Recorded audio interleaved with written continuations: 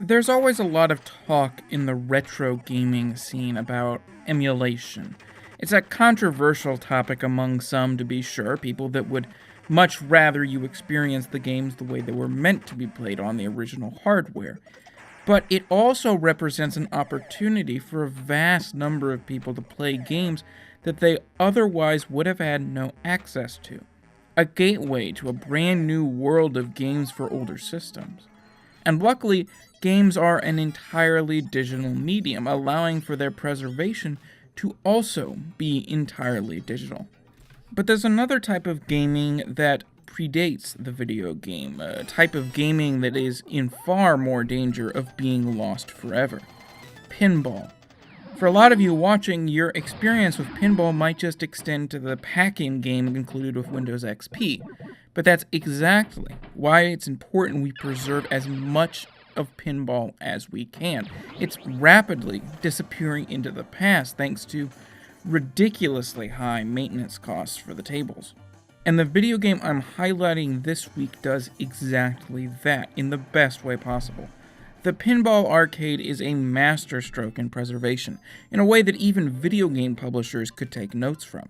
Every single table in here is painstakingly scanned in, the sounds recorded directly from the machine, not just a mic held up to a speaker. Even marketing materials from the time are brought in and put in a menu for you to look at. The process to implement just one pinball game into the Pinball Arcade takes a massive amount of effort, time, and in a lot of cases, licensing money.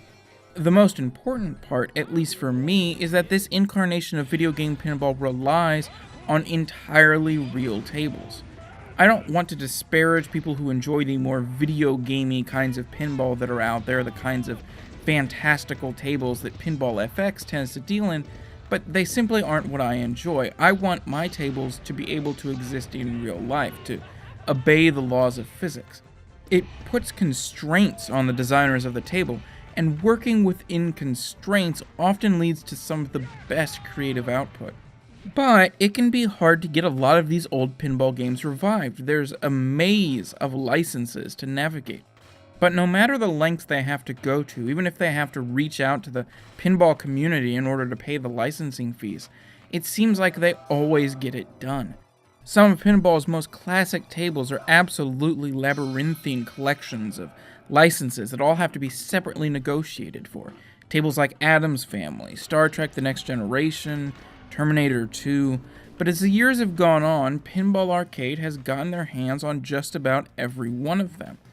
Most importantly, though, the simulation itself is damn good. Everything plays exactly as you'd expect it to, and it has all the bells and whistles you'd want. Even access to the actual menus within the pinball table's firmware, if it's new enough to have any, which the developers perform a direct copy of. Now, you'll never manage to replicate the tactile feeling that's such a huge part of real, physical pinball. The tension and the force you have to use, the different feel of the different tables when you walk up and first start playing them.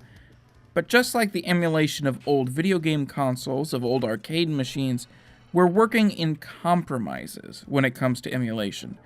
And Pinball Arcade makes the fewest that I've ever seen. Every Friday, I look at a game that was either ignored when it came out or has been forgotten since. Games that people have missed. If you like that idea, be sure to subscribe so you can see the latest videos. If you like this video in particular, be sure to hit that like button, and thanks for watching.